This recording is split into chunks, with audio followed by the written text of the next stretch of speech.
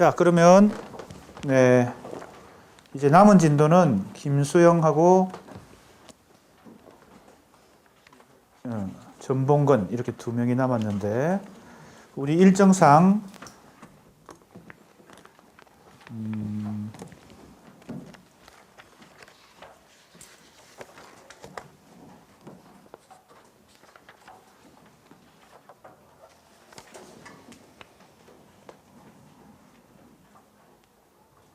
김수영을 3번 하고 전봉건을 3번 이렇게 해서 3주가 지금 현재 남아 있는 것 같습니다.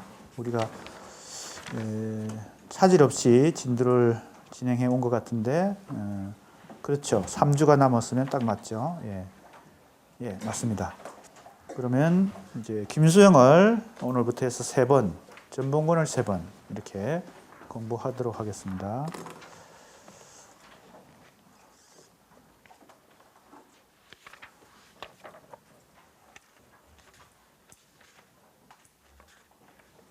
자, 한번 봅시다.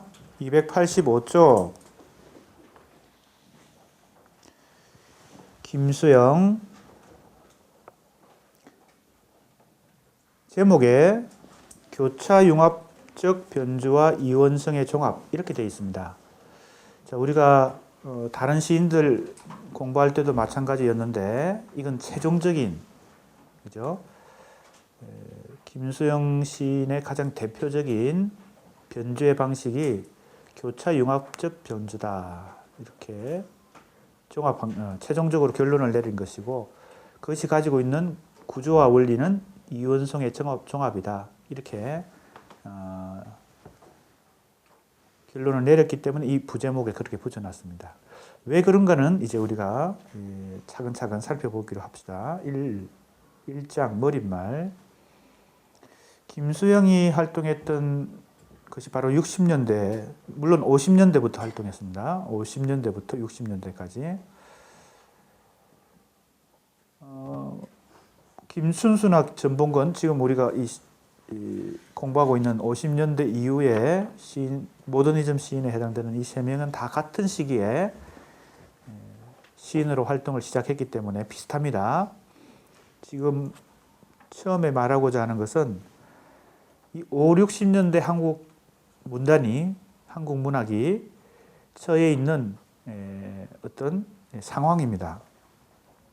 간단히 얘기하면 이때의 이 문단은 삼려 문학과 순수 문학의 대립으로 요약할 수 있습니다. 한마디로 삼려 문학을 하느냐, 순수 문학을 하느냐 입장을 정해야 되는 그런 어떤 이슈가 있었던 때였다는 겁니다. 시인이라면 참여 시인이냐 순수 시인이냐 이렇게 누구든 질문했고 나는 참여 시인이다. 나는 순수 시인이다. 이렇게 대답해야 되는 그런 시기였다는 겁니다. 그 얘기입니다. 지금 셋째 줄 보세요. 한국 현대 시사에서 참여시, 순수시라는 이분법적 대립이 시인과 비평가들의 상상력의 토대를 구성했다. 어떤 시대를 그죠? 문학과 예술인들도 어떤 시대를 살면서 문학과 예술을 하기 때문에 그 시대의 분위기에 그죠? 무관할 수 없죠. 김수영이나 김춘수 역시 마찬가지였다는 겁니다. 그러니까 이제 이걸 우리가 염두에 둘 필요가 있어요. 김수영의 시는 이러한 시사적 좌표의 위상학에서 발생했으며 시색에 대한 해석 및 평가도 참여시, 순수시라는 이분법적 대립의 연장선에서 지금까지 연구되어 왔다는 겁니다. 그래서 참여시 계열이냐, 순수시 계열이냐, 뭐 이렇게 대표적으로 지금까지 통상적으로 이 시사적인 평가를 김수영은 참여시 계열이고 그것을 대표하고 물론 신동엽이라는 시인이 있죠. 신동엽이라는 시인이 있는데 우리 교재에서는 빠져 있습니다. 김춘수는 순수시다. 이렇게 대립적으로 보는 경향이 지금까지 많았는데 이제 김수영의 시의 경우는 좀 복잡합니다. 그래서 좀 더 세밀하게 연구하지 않으면 김수영의 시세계를 온전히 파악하기 어렵다. 286페이지부터는 지금까지 김수영 씨에 대한 선행 연구를 유형별로 정리하고 있습니다. 김수영은 뭐 만해 한영훈, 서정주 그리고 김수영 가장 연구 논문이 많은 손꼽히는 시인 중에 하나인데 뭐 3명 중에 꼽아라 해도 꼽힐 수 있고 5명 중에 물론 꼽히고 그런데요. 그만큼 많은데 아무튼 선행 연구들을 유형별로 나름대로 정리해 봤습니다. 자, 그랬을 때 287쪽에 가면 첫째 줄입니다. 선행 연구에서 중요한 쟁점으로 부각된 사항 3가지가 있다. 물론 이거 말고도 많이 있는데 가장 그동안 많이 논란이 됐던 거, 그죠? 여러 가지 의견이 분분했던 거. 첫째, 4.19 등의 역사적 사건과 김수영 씨의 시기 구분 문제. 자, 이것은 지금까지 김수영을 평가하는 대표적인 평가와 맞물려 있습니다. 김수영은 처음에 순수시를 쓰다가 1960년 4.19 혁명이라는 역사적 사건을 경험하면서 사회의식에 눈을 뜨고, 즉 참여의식에 눈을 떠서 참여시를 쓰는 참여시인이 되었다. 이것이 이제 김수영 시를 시기 구분하기도 하고 김수영 시를 전체적으로 평가하는 대표적인 관점이거든요. 즉 모더니즘 시를 쓰다가 리얼리즘 시로 전환했다. 순수시를 쓰다가 참여시로 갔다. 이게 비슷한 맥락이죠. 그죠? 조금 도시식적이긴 하지만 순수시에 해당되는 게 모더니즘 시고 참여시에 해당되는 게 리얼리즘 시인데, 그래서 풀이란 작품을 마지막에 쓰고 죽었잖아요. 김수영이. 그러니까 풀을 어떻게 해석하는 것이 지금까지 일반적인 관습입니까? 참여시로 해석을 하는 거죠. 왜? 아까 그 전체적인 그죠? 변화와 관련해서 4.19 혁명을 경험하면서 참여시인이 되었으니까 그 이후의 선시들은 대체로 참여시다 이렇게 그죠? 생각하고 풀도 그렇게 해석하니까 어떻게 돼요? 풀은 민중이고 바람은 민중을 억압하는 외부의 힘이고 정치적 상징으로서는 독재자다. 뭐 이렇게 해석을 해온 것이죠. 내가 이렇게 쟁점을 소개하는 이유는 지금까지 대부분의 그러한 관점과 다른 해석을 해볼 필요가 있다는 겁니다. 새로운 해석을 해볼 필요가 있다. 그래서 이 논문은 지금 얘기하고 있는 이 쟁점들을 새롭게 다시 재해석하고 있습니다. 그걸 이제 우리가 앞으로 살펴보게 될 것입니다. 둘째, 김수영 씨와 모더니즘과의 관계, 그리고 리얼리즘과의 관계. 그죠? 조금 전에 얘기했습니다. 모더니즘에서 출발했지만 리얼리즘으로 전환했다. 순수시에서 출발했지만 참여시로 전환했다. 이게 이제 기본적인 평가니까. 그동안 김수영 씨가 많이 연구되어 온 이유 중에 하나는 일반적으로 한국 문학이 1930년대 이후에 모더니즘과 리얼리즘의 대립구도로 그죠? 전개되어 왔기 때문에 김수영은 모더니즘 시인으로도 해석하는 사람들이 있고 그 관점에서 리얼리즘적 관점에서 해석하는 사람도 있기 때문에 양쪽에서 다 김수영을 중요한 시인이라고 평가했기 때문에 많이 연구된 것이죠. 알겠습니까? 문학적 입장이 다른 사람들이 각각 자기식으로 해석을 해왔다는 겁니다. 그것이 김수영 씨를 연구하는 데 중요한 하나의 쟁점이 된다. 셋째, 눈, 폭포, 말, 꽃잎 1, 꽃잎 2, 풀 등의 소위 무의미시 혹은 난해시의 해석 문제다. 이렇게 했습니다. 난해시라는 용어가 있죠. 조금 어려운 시를 난해시라고 그러는데 대표적으로 우리가 지금까지 공부한 시인들 중에 난해시로 가장 많이 알려진 시인은 이상이겠죠. 대표적으로 오감도 연작시는 너무 이해하기 어렵다고 비난이 빗발쳐서 신문 연재를 중단할 정도였죠. 대체로 지금 우리 이 책 전체가 한국 모더니즘 시의 반복과 변주라는 제목을 가지고 있는데 모더니즘 시가 조금 다른 경향의 시들보다 난해한 경우가 있죠. 그죠? 김수영의 시도 이 난해한 시들 해석하기가 좀 어려운 시들이 많이 있어서 그것이 지금까지 쟁점이 되어 왔습니다. 그 무의미시라고 한 것은 김춘수의 용어죠. 우리가 지난 시간까지 공부한 김춘수. 이 김수영도 무의미시에 대한 입장이 있었기 때문에 이 무의미시라고 하는 것이 김춘수의 무의미시와 김수영의 무의미시가 어떻게 다른가, 이것도 하나의 쟁점입니다. 그러니까 김수영은 참여 시인으로만 해석되어 온 것은 문제가 있는 것이죠. 이런 시들은 난해 시들이고 또 무의미시라고 할 수 있는데, 김춘수 식의 무의미시가 있고 김수영 식의 무의미시가 있어서 두 가지를 비교해 볼 만한 그런 쟁점도 되는 것입니다. 자, 밑에 소개가 나옵니다. 아까 얘기한 대로 전기시, 후기시를 어떻게 구분해요? 419를 기준으로. 지금까지 많은 사람들이 김현이라는 비평가도 그렇고 백낙청, 연무엉 이런 비평가들도 그렇고 대체로 이 둘로 나누는 거죠. 어떻게? 419를 기점으로. 둘째 쟁점도 그것과 관련됩니다. 그 기점을 중심으로 전기시에는 모더니즘 시를 썼는데 후기시에는 리얼리즘 시를 썼다. 전기시에는 순수 시를 썼는데 후기에는 참여 시를 썼다. 대체로 좀 그렇게 나누는 경향이 있습니다. 그리고 세 번째 쟁점, 이 난해시 혹은 무의미시도 어떻게 해석하느냐. 앞에 두 가지 쟁점과도 관련되거든요. 왜? 이게 모더니즘과의 관계, 리얼리즘과의 관계, 그리고 4.19 혁명이라는 정치적 사건과의 관계, 김수영 씨를 어떻게 이 역사적 사건, 역사적 현실과 관련시켜서 생각할 것인가. 굉장히 문제적인 시인이죠. 그래서 많이 연구되어 왔다는 것입니다. 그만큼 쟁점도 아주 많은 그런 시인이다. 자, 그러면 이 논문은 이런 것을 새롭게 한번 해석해보는 차원에서 전개한다. 그리고 기본 연구 방법은 똑같죠. 김수영 씨에 나타나는 뭐를 반복과 변주라는 언술 구조를, 그죠?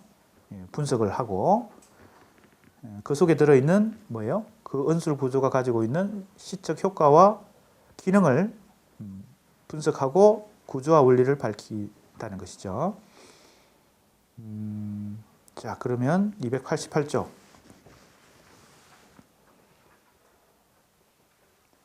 둘째 단락 보겠습니다. 지금 얘기한 그대로가 여기 나타납니다. 한번 읽어보겠습니다. 모든 이 논문들이 다 공통된 어떤 방법론을 사용하고 있기 때문에 익숙하게 우리 학생들이 이미 알고 있는 내용입니다. 이 글은 선행 연구의 성과들을 토대로 김수영 씨에 나타나는 반복과 변주의 언술 구조를 미적 효과와 기능 면에서 세밀히 분석하여 구조와 원리를 고찰하고자 한다. 그죠? 자, 이를 위해 텍스트 언어학에서 표청 텍스트의 결속 구조에 해당되는 기법들을 참고하여 반복을 분석하고, 그죠? 이게 다 우리가 앞에서 한 것입니다. 표청 텍스트의 결속 구조가 기저 텍스트 세계의 결속성으로 연결되는 관점들을 참고하여 김수영 씨의 변주를 분석한다. 자, 반복 분석하고 그 다음에 변주 분석한다. 그죠? 이렇게 되는 거죠. 반복을 분석하는 것은 문법적으로, 구문론적으로 분석하는 것이고, 변주를 분석하는 것은 그 반복이라는 부분적인, 그죠? 특징들이 모여서 한 편의 시 속에서 어떤 의미론적, 그죠? 구성을 갖는가. 그게 변주죠. 반복이 모여서 변주가 되니까 우리가 이제 앞에서 했던 그 방법 그대로 김수영 씨에도 적용을 해봅니다. 288쪽 마지막 줄부터 289쪽까지 앞에서 다 나왔던 그 방법을 그대로 다시 적용하고 있습니다. 뭡니까?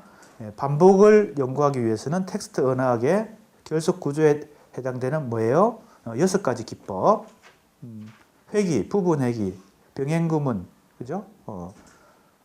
또 뭐가 있죠? 우리 다 했는데 289쪽 밑에서 6째 줄에 나오네요. 완전 회귀, 이게 이제 보통 우리가 말하는 회귀입니다. 부분 회귀, 병행구문, 환원, 말을 바꾸는 거, 대용형, 대명사 같은 것으로 간단히 사용하는 거, 생략, 이런 것들이 크게 반복을, 그죠? 부분적 표현의 영역에서 반복을 연구할 때, 분석할 때 사용한다는 것이고, 이제 변주를 연구할, 분석할 때는 어떻게 해요? 그것은 대꾸라는 방식으로 한다. 자, 289쪽 밑에서 둘째 줄 한번 봅시다. 앞에서 다 했던 것이니까 확인만 하고 넘어갑니다. 289쪽 밑에서 둘째 줄. 대꾸는 비슷한 어조나 어세를 가진 것으로 짝지은 둘 이상의 글귀를 구사하는 방식을 의미한다. 그런데 대꾸의 기법은 290쪽 첫째 줄입니다. 병행구문의 기법과 유사한 원리를 가지고, 이제 병행구문은 아까 앞에서 반복을 분석할 때 6가지 중에 하나였죠. 어떤 게 병행구문이에요? 변하지 않고 반복 계속, 그죠? 똑같이 되풀이되는 부분이 있고, 그 중에 일부는, 그죠? 변하는 거. 그죠? 병행구문. 근데 그것이 부분적으로 작동할 때는 병행구문이라고 우리가 보고, 이 논문의 관점은 이게 한편의 시 속에서 전체적으로 이렇게, 그죠? 병행구문이 구사되고 있을 때는 이건 대꾸다, 이렇게 보는 겁니다. 대꾸가 병행구문하고 원리가 비슷하니까. 그래서 위에서 셋째 줄, 290쪽 위에 셋째 줄. 이 글에서는 대꾸를 부분적 표현의 영역인 병행구문을 영구성의 영역으로 확장하는 개념, 그죠? 부분적, 그죠? 반복의 경우는 병행구문으로 분석하고, 전체적인 변주를 분석할 때는 대꾸라고 우리가 이제 개념을 사용한다는 겁니다. 병행구문은 각 단위별로 동일한 표준 구조를 반복하다. 이건, 그죠? 계속 변하지 않는 부분입니다. 그 구조에 새로운 구성 요소를 넣는 방법. 이게 병행구문이죠. 우리가 그 앞에서 공부한 이상의 오감도 1에서 제1의 아예가 무섭다고 그러고 제2의 아예도 무섭다고 그러고 할 때, 그죠? 1, 2, 3, 4, 이거는 변하지만 안 변하는, 그죠? 그대로 유지되는 문장이 계속 반복되잖아요. 이게 병행구문이죠. 자, 대꾸는 동일한 표준 구조를 반복한다는 점에서 회귀와 유사하지만, 회귀가 반복이니까 일단 대꾸는 회귀를 포함하고 있습니다. 그런데 또 바뀌는 부분이 있죠. 새로운 구성 요소를 삽입한다는 점에서는 변주. 그러니까 병행구문 혹은 대꾸야말로 바로 반복도 가지고 있고 변주도 가지고 있는 모습, 가장 대표적인 형태죠. 그래서 바뀌는 부분 때문에 변주가 되는 거죠. 그죠? 변하지 않는 부분이 있어서 반복이 되고 바뀌는 부분이 있어서 변주가 되는 겁니다. 이때 이제 변주의 방식, 그죠? 반복 다음에 변주. 변주의 방식이 이 바뀌는 부분이 어떻게 바뀌냐에 따라서, 그죠? 자, 예를 들었으니까, 기왕 예를 들었으니까 해봅시다. 이미 공부한 것이니까.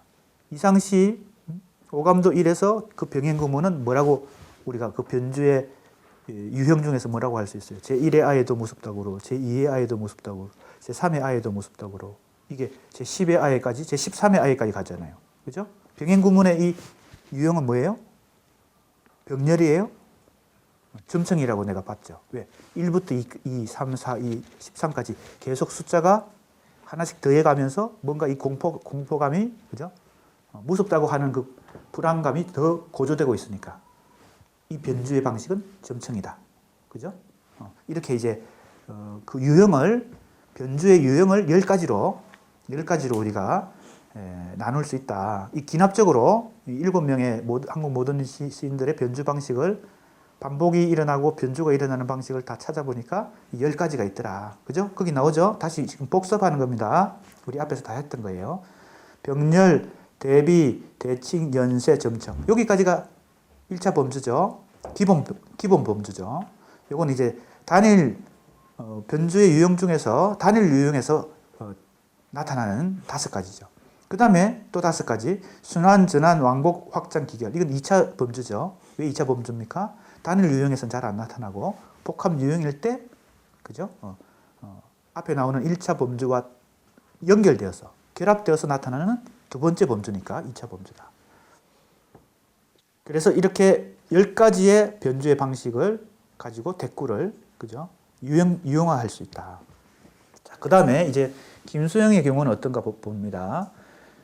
290쪽 밑에서 6째 줄입니다. 김수영의 시는 변주의 방식으로서 대꾸의 단일 유형보다 복합 유형이 나타난다.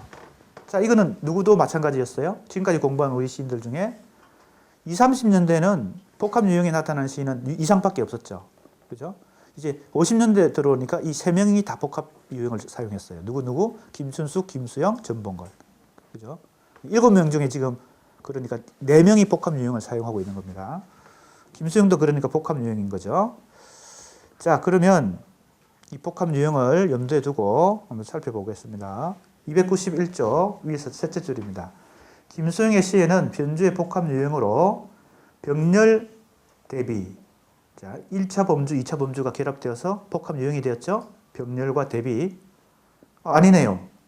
착각했습니다, 내가. 이건 1차 유형, 1차 유형끼리 합해졌어요. 병렬도 1차 범주고 대비도 1차 범주니까, 그죠? 그러니까 병렬과 대비가 결합되어서 하나의 복합 유형을 이룬 경우, 연세와 점청이 복합 유형을 이룬 경우, 왕복과 점청이 이루는 경우, 이렇게 세 가지를 확인했습니다. 이건 다 이제 이 변주가, 반복과 변주가 일어나는 작품을 다 이제 찾아보고 이렇게 정리한 것이죠. 그 다음에 지금까지 이런 이제 복합 유형이 나타나는 것은 이상이나 김춘수나 전봉건이나 다 마찬가지인데, 유독 이 김수영만큼은 다른 시인들이 보여주지 못하는 복합 유형을 보여줘요. 그게 바로 교차 융합입니다. 그러니까 이게 김수영 씨의 변주를 대표하는 것으로, 그죠? 종합이 되어서 아까, 그죠? 맨 앞에 제목에 다 붙은 것이죠. 교차 융합이 그는 뭐냐? 이게 중요합니다. 이들뿐만 아니라 특별히 교차 융합적 대꾸가 개입된 복합 유형. 그러니까 교차 융합적 대꾸가 개입된 복합 유형이니까 교차 융합을 하나의 대꾸로 보면 교차 융합과 병렬이, 그죠? 복합 유형을 이루거나 교차 융합과 점청이 복합 유형을 이루거나 이런다는 거죠. 알겠습니까? 교차 융합이란 것이 또 복합 유형에 개입되는 경우입니다.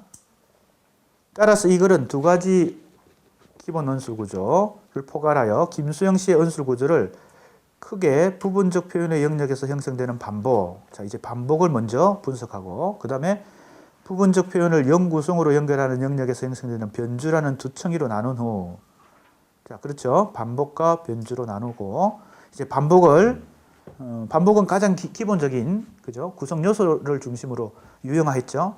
단어가 회귀되는 경우, 구나 절이 회귀되는 경우, 문장이 회귀되는 경우, 이렇게 세 가지로 분류해서 세분해서 반복을 분석합니다. 그 다음에 변주는 복합 유형이니까 아까 앞에 네 가지 복합 유형이 있었죠. 병렬 대비, 연쇄 점청, 왕복 점청, 그 다음에 교차 융합, 이렇게 네 가지 순서대로 이제 하나하나씩 분석을 해 나간다는 겁니다. 자, 그래서 이 논문의 구성이 어떻게 되는지 먼저 보겠습니다. 291쪽 2장이 이제 반복에 해당되는 것인데, 단어, 구절, 문장의 회귀, 그죠? 여기에 이제 반복을 연구하는 부분입니다. 단어가 먼저 반복되는 경우, 뒤로 쭉 가봅시다.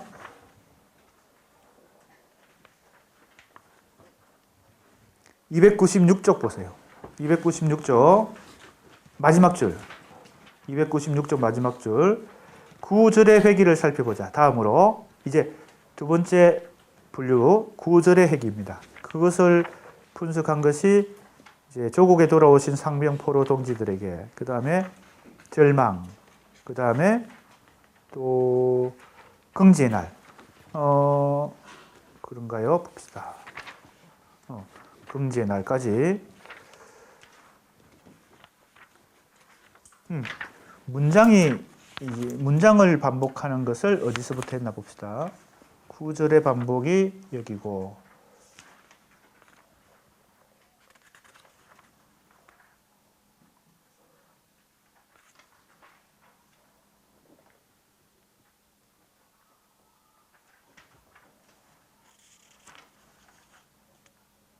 음. 301쪽 둘째 단락부터가 문장의 회귀죠. 그러니까 크게 세 파트로 나눠져 있습니다. 단어의 회귀, 구절의 회귀, 문장의 회귀. 그것이 이제 이 2장 전체에서 세 파트로 다시 나눠져 있습니다. 이것이 이제 2장이고요. 이제 3장으로 가면 이제 변주 분석으로 들어갑니다. 아까 얘기했듯이 기본적으로 세 가지 복합 유형이 먼저 나타나죠. 그래서 병렬 대비 연쇄 점청, 왕복 점청 이렇게 세 가지 복합 유형이 나타나는 것을 차례대로 살폈습니다. 한번 먼저 전체 틀만 한번 살펴봅시다. 305페이지에 나오는 것이 병렬 대비죠. 그죠? 파박가에서 이 병렬 대비를 분석한 것이고, 그 다음에 연쇄 점청을 분석한 것이 309쪽에 나옵니다. 봄밤이라는 작품이에요. 그 다음에 왕복 점청 대꾸를 살펴본 것이 313쪽입니다. 눈이라는 작품입니다. 그죠? 이렇게 하고 이 세 가지 변주의 방식을 살핀 다음에 특별히 김수영에게서 나타나는, 그죠? 다른 시인에게는 잘 안 나타나지만 특별히 나타나는 교차 융합을 4장에 따로 한 장을 따로 할당해서, 왜냐하면 이 부분이 중요하다고 생각이 더 중요하기 때문에 4장은 변주 2라고 해서 교차 융합적 대꾸가 나왔습니다. 어떤 작품들이 여기에 속하는 건지 한번 봅시다. 거방을 생각하며, 그 다음에 말, 그 다음에 꽃잎 1, 그 다음에 꽃잎 2, 그 다음에 풀, 이렇게 이 교차 융합에 해당되는 변주라고 봤습니다. 그러면 한 가지 우리가 여기서 미리 추측해 볼 수 있는 것은, 앞에서 쟁점 중에 나네시, 무의미시라고 했던 그 작품들 있죠. 그 작품들이 대체로 우리가 언술 구조를 분석하다 보니까 그 무의미시 혹은 나네시라고 지금까지 쟁점이 됐던 작품들은 대체로 언술 구조로 보면 어디에 해당된다고요? 교차 융합에 해당된다. 그죠? 보세요. 꽃잎 1, 꽃잎 2, 풀, 말, 이런 작품들 다 여기에 해당되거든요. 그러니까 특별히 김수영 시에서 나네시들이 이 유형에 속한다는 것을 염두에 두면 되겠습니다. 그리고 그 작품들이 김수영 시에서 왜 중요한가? 꽤 분량이 긴 논문인데 오늘부터 3시간 동안 차례차례 해보겠습니다. 자, 291조 반복 2장부터 진행해 보도록 하겠습니다.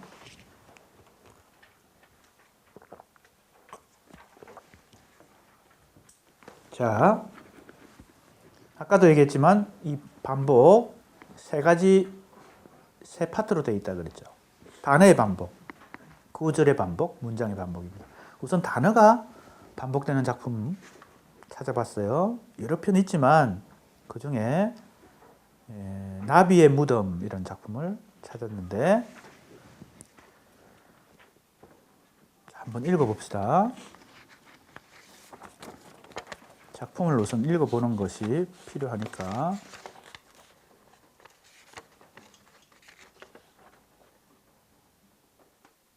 좋은지 어디 있습니까?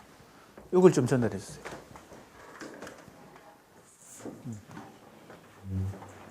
온으로 켜고 한번 크게 읽어봅니다.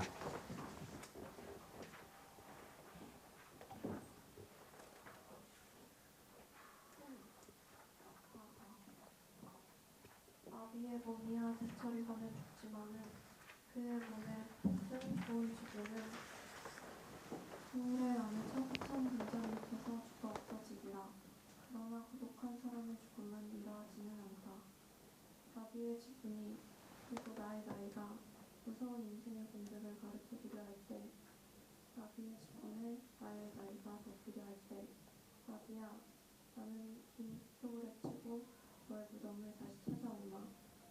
눈소리, 새소리, 낯선 바람소리 다시 듣고 모자의 정보다 누구의 의리보다 더욱 뜨거운 너의 기쁨에 나의 고독한 정신을 이기면서 오마.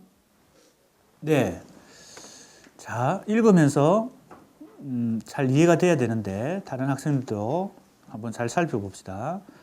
우선 의미가 뭔가 한번 봅시다. 나비의 무덤 그랬으니까 나비가 죽었는데 지분은 뭐예요? 나비 이 날개에 묻어 있는 이 가루, 그죠? 나비 몸에 묻어 있는 나방의 가루 그겁니다. 보세요. 나비의 몸이야 제철이 가면 죽지만은 그의 몸에 붙은 고운 지분은 겨울에 어느 차디찬 등잔 밑에서 죽어 없어지리라. 이 말은 뭐예요?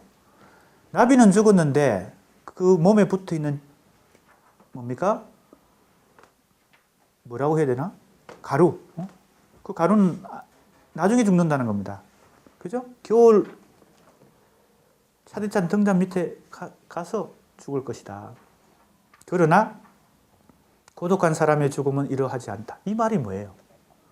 김수영의 시는 알듯 모를 듯 너무 압축적으로 표현하기 때문에 쉽게 설명하는 게 아니고 자기식으로 표현하기 때문에 일반 독자들이 이해하기가 쉽지 않습니다. 그 다음에 도대체 고독한 사람의 죽음은 어떠해야 된다는 것인가? 나비의 죽음은 어떠한가? 그죠? 일단은 나비의 죽음과 고독한 사람의 죽음이 다르다는 거죠. 그죠? 그럼 김수영이 강조하고자 하는 것은 어디에 있을까? 겁니다. 나비의 죽음과 고독한 사람의 죽음은 달라야 한다는 겁니다. 중간에 좀 생략했는데 이 생략한 부분도 더 읽어보면 좋을 텐데 좀 길기 때문에 생략했어요. 왜냐하면 이것까지 읽어보면 더 이제 전후 맥락을 우리가 잘 이해할 수 있으니까. 그 다음 문장을 봅시다. 나비의 지분이 그리고 나의 나이가 무서운 인생의 공백을 가르쳐주려 할 때, 나비의 지분에 나의 나이가 더 필요할 때, 나비야 나는 긴 숲을 헤치고 너의 무덤을 다시 찾아오마 이랬거든요. 그죠? 자, 그러니까 뭘까요? 자, 일단 대응이 어떻게 됩니까? 나비는 지분을 가지고 있고 가루를 가지고 있고 나는 뭘 가지고 있어요? 나이를 가지고 있죠. 이해가 됩니까? 나비가 죽었지만 지분은 남아있어. 안 죽고. 나는 죽어야 되는데 나이가 계속 들면서 안 죽고 있어. 자, 그런 거죠. 자, 고독한 사람의 죽음은 그렇지 않다는 것은 뭐예요? 나이를 먹어가면서 내가 뭡니까?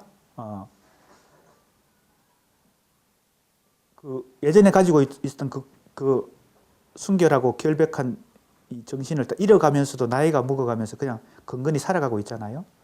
그렇게 살면 안 된다는 거겠죠. 그죠? 죽어야 된다는 얘기를 하는 거죠. 예. 참된 죽음을 얘기하고 있는 것입니다. 전체적인 주제를 얘기한다면, 요약한다면. 그 다음 보세요. 물소리, 새소리, 낯선 바람소리 다시 듣고 모자의 정보다 부부의 어리보다 더욱 뜨거운 너의 입김에 나의 고독한 정신을 녹이면서 우마. 자, 이제 주제도 중요하지만 이 시에서 그러한 주제를 표현하기 위해서 어떤 기법으로 표현했는가가 중요한데 내가 지금 단어가 반복되는 부분을 다 표시해놨습니다. 뭐가 반복돼요? 조금 전에 얘기했지만 어떤 걸 강조하기 위해서 반복을 했습니까? 나비와 나의 관계입니다. 나비와 지분 그리고 나와 나이죠. 주제는 죽음이에요. 그죠? 자, 특히 어떤 년이 이 효과를 특정한 효과, 특별한 시적 효과와 기능을 노리고 사용하고 있을까요? 자, 보세요. 나비의 지분에 나의 나이가 더 필요할 때 나비야 나는 긴 숲을 헤치고 너의 무덤을 다시 찾아와. 그죠? 자, 니은이라는 이 자음을 의도적으로 각 행의 초두에 배치해서 일종의 두운 효과를 그죠? 얻어내고 있죠. 이것과 함께 기역, 나비라는 명사의 반복, 니은, 지분, 리을, 나, 미음, 나이. 그죠? 이것이 이 시 속에서 계속 반복됩니다. 293쪽 한번 보겠습니다. 이제 분석하는 부분이에요. 이 시는 나비, 지분, 고독, 나, 나이, 너, 소리 등의 명사를 중심으로 일단 단어의 반복이 일어난다는 겁니다.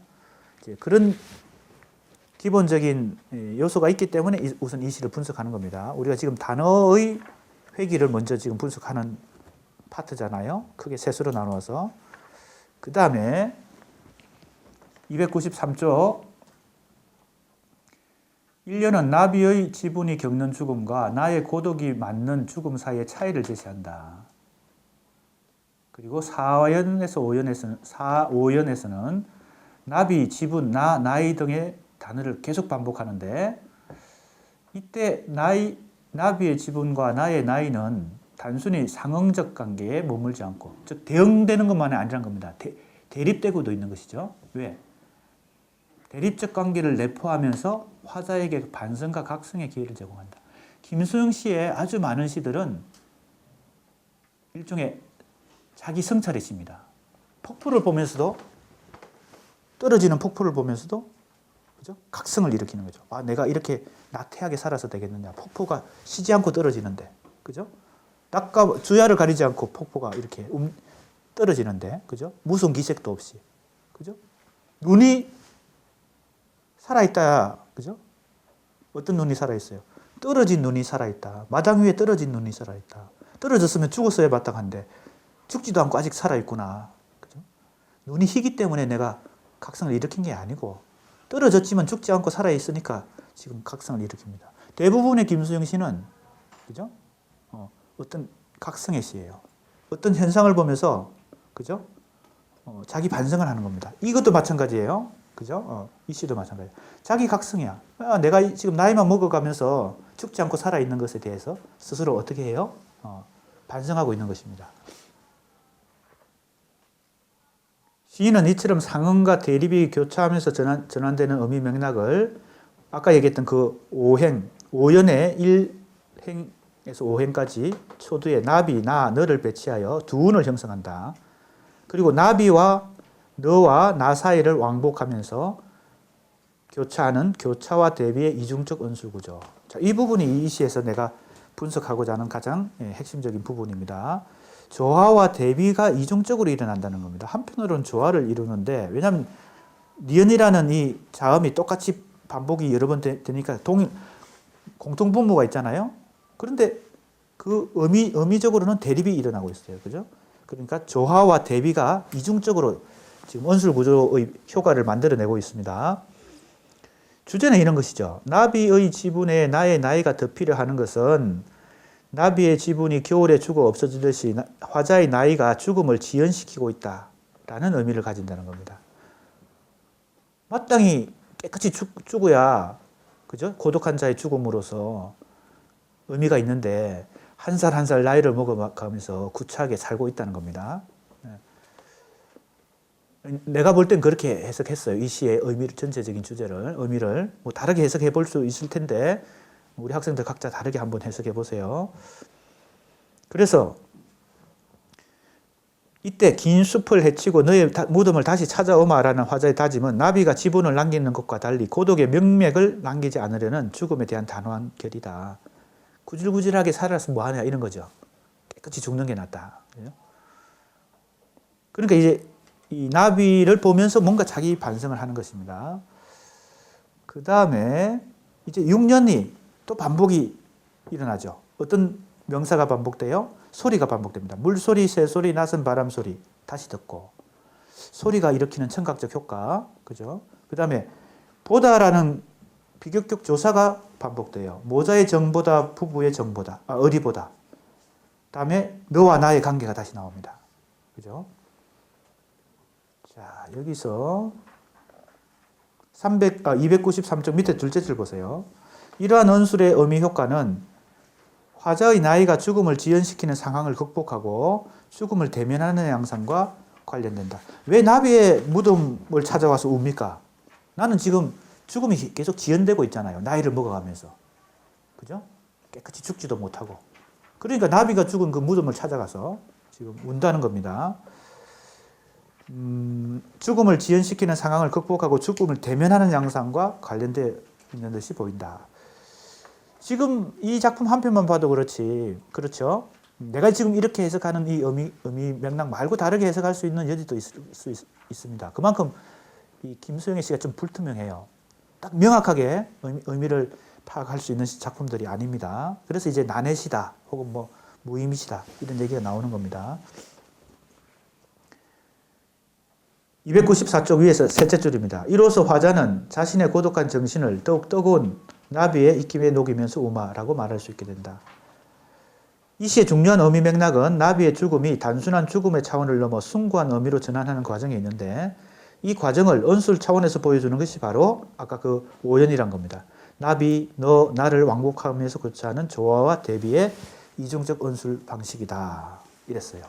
아직 이제 지금은 이 단어의 반복, 구절의 반복, 문장의 반복 그 차원을 가지고 분석하는 거기 때문에 아직은 좀 단순한 분석입니다.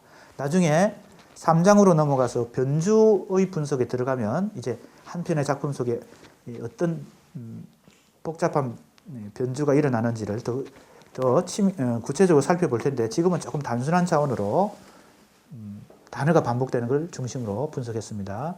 그 다음 폭포입니다. 아까 얘기했던 그 폭포죠. 자, 이 작품도 단어가 계속 반복돼요. 보세요. 너무 유명한 작품이니까. 그래도 한번 읽어볼까요? 읽어봅시다.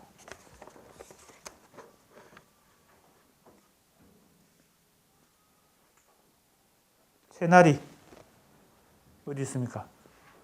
또 읽어봅시다. 손 들어보세요. 안 왔어요? 안 왔네. 이예은. 예.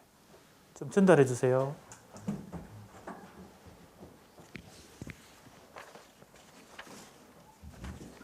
폭포 읽어봅시다. 폭포는 고른 절벽을 무서운 객도 없이 떨어진다. 규정할 수 없는 물결이 무엇을 향하여 떨어진다는 의미도 없이 계절과 주야를 가리지 않고 고매한 정신처럼 쉴 사이 없이 떨어진다. 금전화도 인가도 보이지 않는 밤이 되면 폭포는 고든 소리를 내며 떨어진다. 고든 소리는 소리이다. 고든 소리는 고든 소리를 부른다. 번개와 같이 떨어지는 물방울은 취할 순간조차 마음에 주지 않고 나타와 안정을 뒤집어 놓은 듯이 높이도 폭도 없이 떨어진다. 예. 자, 이 시도 짧은 시인데도 불구하고 단어들이 많이 반복됩니다. 우선 가장 기본적인 문장은 폭포는 떨어진다죠. 주어는 폭포는이고 서술어는 떨어진다입니다. 그죠? 그것이 기억 리얼로 내가 표시했는데 기억은 1년, 3년. 그죠? 그 다음에 리얼 떨어진다는 1년, 2년, 3년, 4년. 그죠? 4년에는 2번 나옵니다. 떨어진다가 아니라 떨어지는 이라고 조금 변형되어서 나오기 때문에 내가 리얼 다시 혹은 리얼 투 다시라고 붙였죠.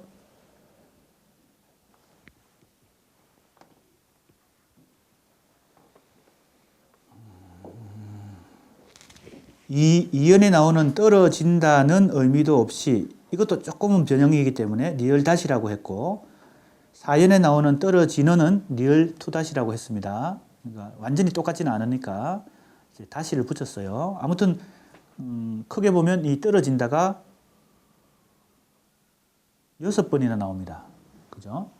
그러니까 가장 기본적인 이 문장, 이 시에 나오는 이 시를 한 문장으로 요약하라 그러면 폭포는 떨어진다죠. 그죠? 가장 압축하면 폭포는 떨어진다.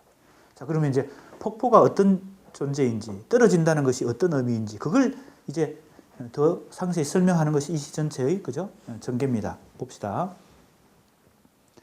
니은 고든도 많이 반복됩니다. 어디서 반복돼요? 니은은 1년에서 한 번 나왔고, 3년에서 나오고, 4년에서 연속 2번 나옵니다. 3번 나옵니다. 그죠? 그만큼 고든도 많이 나와요. 그 다음에 디귿 없이도 많이 나옵니다. 자, 보세요. 없이 1년에서 한 번, 2년에서 없는으로 약간 변형되었지만 이것도 디귿 다시라고 그랬어요. 실사이 없이 할 때 또 나왔고요. 그러니까 2년에서 2번 나왔어요. 없이가 또 한 번 나오죠. 마지막 년에 폭도 높이도 없이. 그죠? 영어로 따지면 not인데 뭐가 없다는 것입니다. 그 다음에 없이 못지않게 또 많이 나오는 게 않고입니다. 않다는 겁니다. 역시 부정어죠. 부정어가 이 시 부정어가 굉장히 많이 나옵니다. 계절과 조야를 가리지 않고, 그죠? 이게 미음이라고 표시했죠. 미음이 어디 또 나옵니까? 보이지 않는, 금자나도 인가도 보이지 않는.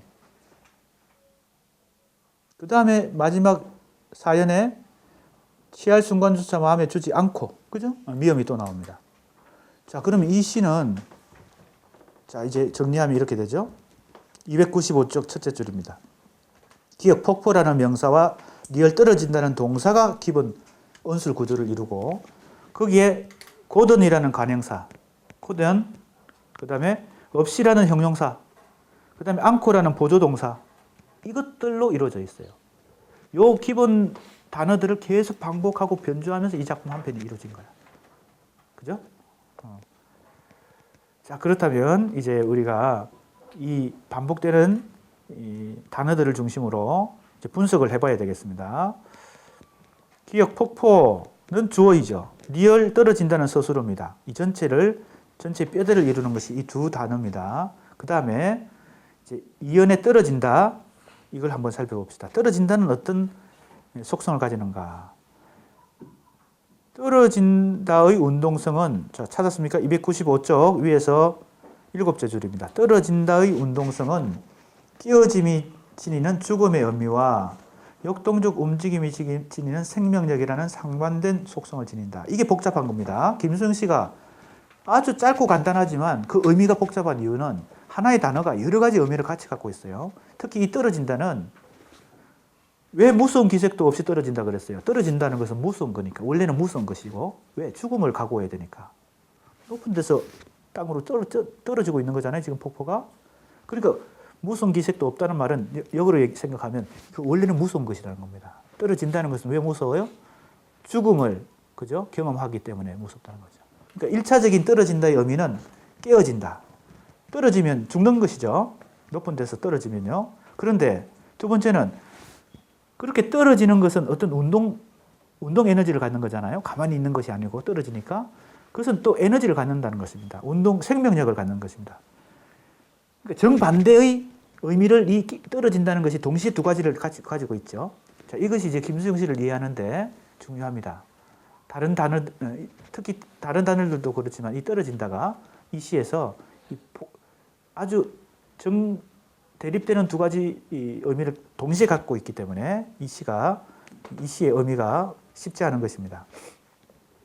그 부분이 지금 설명됐고요.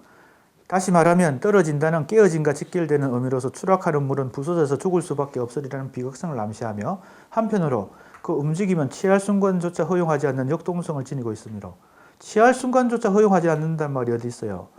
거기 있죠. 취할 순간조차 마음에 주지 않고. 아까 그 않고라는 부정어가 계속 쓰이고 있는데 그 중에서 어떤 요 부분은 뭐예요? 폭포는 자기 스스로 그 정도 결단력을 가지고 떨어진다는 거죠. 용기를 가지고 떨어진다는 거죠. 취할 순간조차 허용하지 않는 어떤 역동성이 있다는 겁니다. 그러므로 죽음을 극복한 더 큰 힘이 됩니다. 자, 그러니까 어느 힘이 더 큰 거예요? 죽음을 경험하는 힘보다 죽음을 극복하는 그 역동적 에너지가 더 큰 것이죠. 그러니까 폭포를 보면서 지금 깜짝 놀라는 것이죠. 화자가. 그래서 뭐 해요? 자기 반성을 합니다. 아, 폭포는 저런데 나는 뭘 하고 지금 살고 있나. 그죠? 자기는 어떻다는 겁니까? 나타와 안정에 빠져 있다는 겁니다.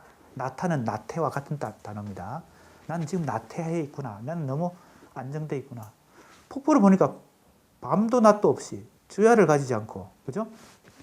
떨어지면 죽을 텐데 무서운 기색도 없이, 그죠? 자기가 떨어진다는 생각도 없이, 그죠? 우리는 항상 생각하고 살잖아요. 근데 폭포는 그런 생각조차 없이 죽음을 각오하고 떨어진다는 겁니다. 그러니까 내가 지금 살고 있는 것은 너무 나태하게 살고 있는 게 아닌가. 이런 자기 반성을 하면서 이 시를 쓰고 있는 거죠. 자, 그런데 이러한 복합적인 주제를 표현하기 위해 이 반복과 변주를 많이 쓴 거죠. 이 작품에서. 우리가 주로 분석하고자 하는 것은 이 반복과 변주가 이러한 주제를 효과적으로 표현하는데 어떤 역할을 했느냐. 이런 지점을 주로 우리가 살피려고 합니다. 295쪽 밑에서 넷째 줄, 다섯째 줄입니다. 폭포의 속성을 이제 살펴보는데 폭포의 속성은 첫 번째 고든에 의해서 정의되죠. 고든이 여러 번 반복됐죠. 1년, 그 다음에 3년에서 특히 이제 4년에서 특히 4년은 고든 소리는 소리이다. 고든 소리는 고든 소리를 부른다. 거의 이 연은 고든이라는 단어가 지배하고 있습니다.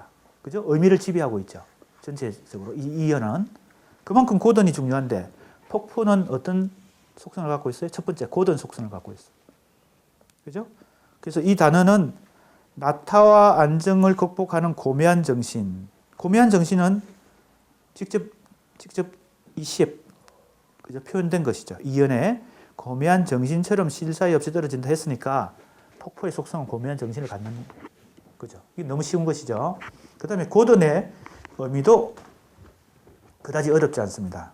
고든은 고매한 정신과 같은 맥락에 있고, 그러니까 굳이 해석한다면 타협 없는 양심을 의미한다. 그죠? 그 사람 참 올곧은 사람이다. 정직한 사람이다. 이럴 때 우리가 보통 곧다 그러잖아요. 곧다. 자, 그럼 폭포의 속성은 첫 번째 고든 것이에요. 이거는 포지티브하게 정의한 거죠. 그죠? 뭐뭐 하다라고 정의한 것이죠. 폭포는 곧다는 겁니다. 두 번째, 네거티브하게 이제 정의하기 시작해요. 두 가지, 뭐뭐 없다는 것으로 정의하고 뭐뭐 않다는 식으로 네거티브 정의를 해요. 자, 포지티브, 네거티브 알죠? 우리 학생들. 그죠? 포지티브하게 정의하는 것은 곧다는 것이고, 네거티브하게 정의하는 것은 않다, 없다는 거예요. 두 가지 방식으로 정의를, 이 폭포를, 그죠? 설명해 가는 것입니다. 첫 번째, 이제 봅시다. 없이에 대해서 살펴봅시다. 296쪽입니다. 없이가 나온 것은 뭐예요? 첫 번째, 없이는 무서운 기색도 없으니까 이건 용감한 것이죠. 한마디로. 그죠? 부정으로 규정한 것은 우리가 해석을 하면, 그죠? 반대가 되니까 무서운 기색도 없다는 것은 용감하다는 것이고, 두 번째, 규정할 수 없다는 것은 해석하면 어떻게 돼요? 비규정적이죠. 폭포가 떨어지는 걸 생각해 보세요. 아무 생각도 없이, 계획도 없이, 정해진 어떤, 그죠? 법칙도 없이 떨어지는 거죠. 한마디로 얘기하면 막무가내로 떨어지는 거죠. 막무가내로. 그러니까 규정할 수 없다는 것도 중요한 폭포의 속성입니다. 비규정적이다. 자, 첫 번째, 뭐예요? 용기 있다. 두 번째, 비규정적이다. 세 번째는 의미도 없다 그랬죠? 이게 바로 뭐예요? 이게 중요합니다. 폭포가 가지고 있는 속성이 중요합니다. 플러스 정의, 네거티브, 마이너스 정의. 이건 곧다는 것이고, 곧다는 것을 이제 해석을 하면 정직하다는 거죠. 양심을 가지고 있다. 타협하지 않는다. 뭐 이런 게 다 들어 있습니다. 뭐 이 해석은 굉장히 쉽죠. 그죠? 두 번째, 이제 뭐가 나와요? 용기가 있다. 그 다음에 비규정적이다. 이 세 번째가 중요한데, 이게 바로 이 폭포에서 뭐예요? 시인이 배우는 점이죠. 지금 자기 반성을 하고 있잖아요. 떨어지는 폭포를 보면서. 바로 이게 뭐예요?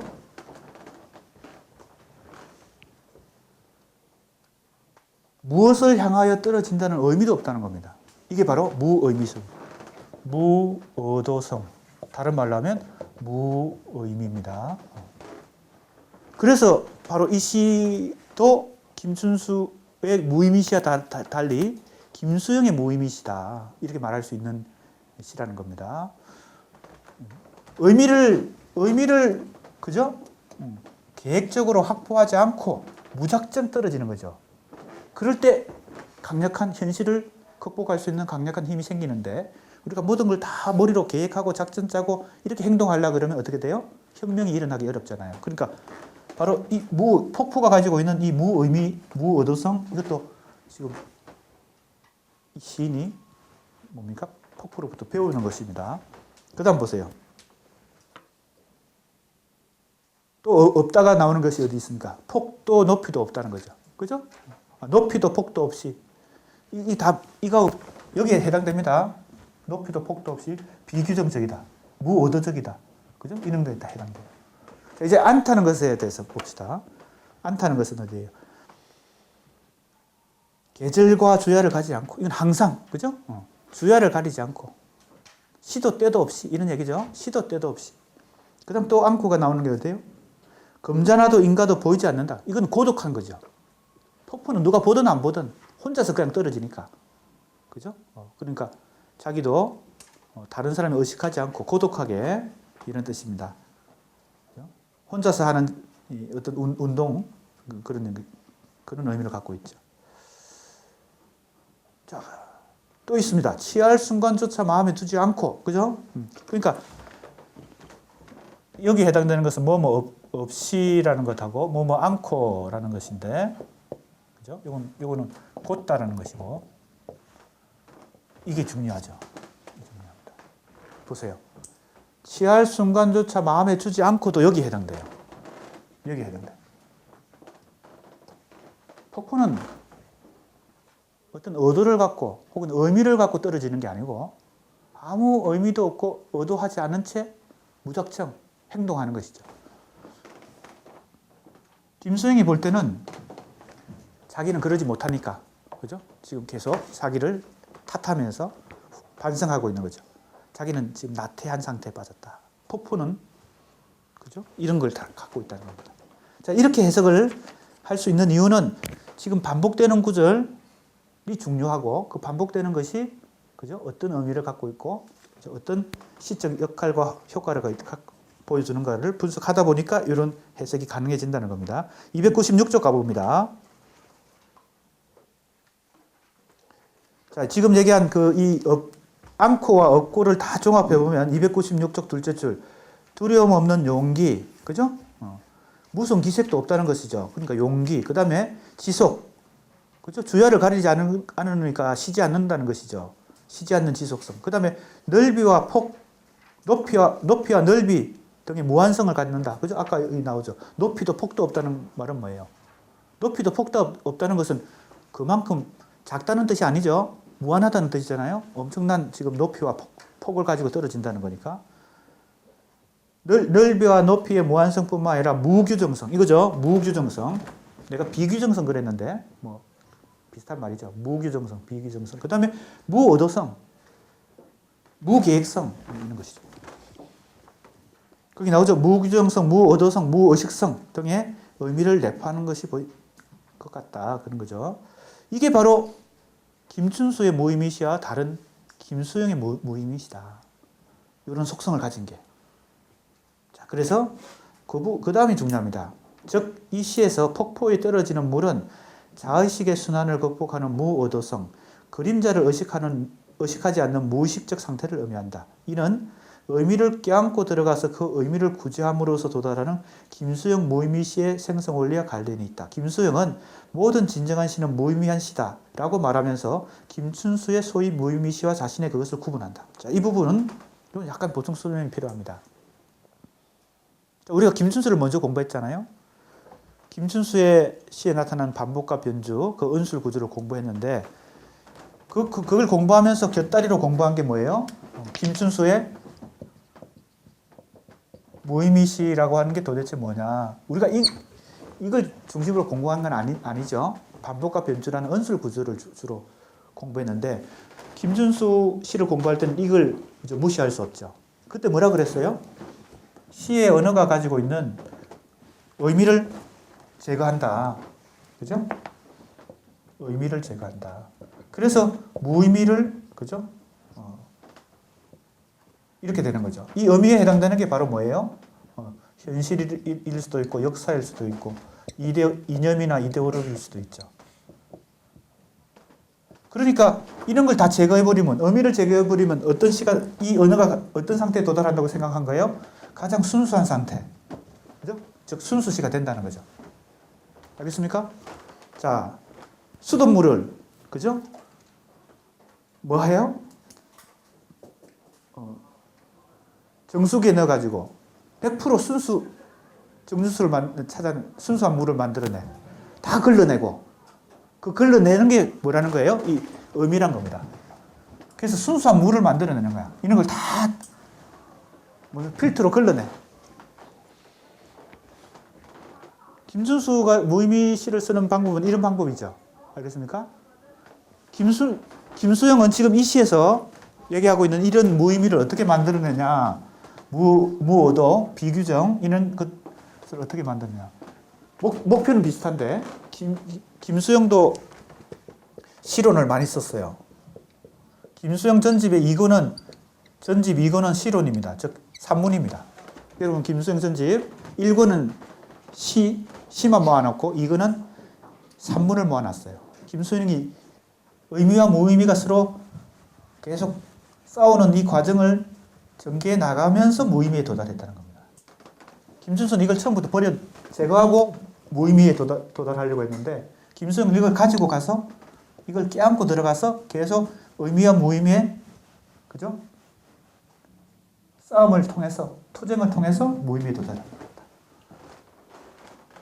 물론 김수영이 그렇게 설명하고 있기 때문에 우리가 김수영이 설명한 대로 그대로 옳다구나. 김수영 당신이 말한 대로 우리가 판단해야지. 이렇게 할 필요는 없습니다. 참고하는 것이죠. 과연 김수영은 어떻게 해서 무의미시라고 하는 것이 도달하려고 했는가.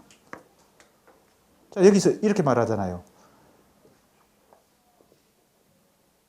모든 진정한 시는 무의미한 시다. 그죠? 자, 이 방법이 어떻게 다른지 봅시다. 잘 살펴보세요. 그런 의미에서 이 폭포에 나오는 바로 이런 구절, 그죠? 이런 구절들은 이 폭포가 가지고 있는 속성인 동시에 김수영이 자기 시에서 실현하고자 했던 어떤 시의 목표가 되기도 한다는 거죠. 시의 언어가 비규정적이고 무의도적이고 무의식적이라면, 그죠? 그것이 무의미시에 도달할 수 있다. 이렇게 본 거겠죠. 그러니까 이 폭포라는 작품은 일종의 자기 실론적인 성격에 속하는 작품이다. 이렇게 볼 수도 있다.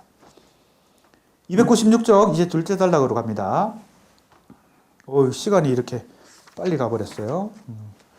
둘째 단락하고 마무리합시다. 지금까지 했던 걸 정리하는 것입니다. 296쪽 둘째 단락. 폭포의 속성에 대해 고던의 반복을 통한 정의가 적극적 정의라면 없이와 않고라는 회귀를 통한 정의는 소극적 정의다. 그죠? 아까 이미 다 설명했습니다. 두 가지 방식으로 지금 폭포의 특성을 얘기하는 것입니다.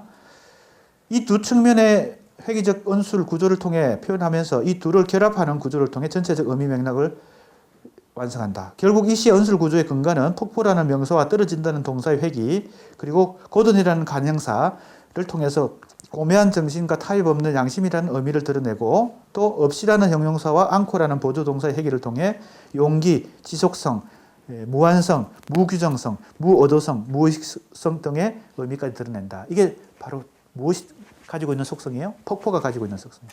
이 시의 주제는 이 폭포를 보면서 자기 반성을 하는 것입니다. 나는 저렇게 못 되는구나. 나는 지금 나타와 안정에 빠져 있구나. 그죠? 자, 여기까지 하고 다음 시간에 조금 더 빨리 진행해야 되겠네요. 다음 시간 계속 하겠습니다. 수고했습니다.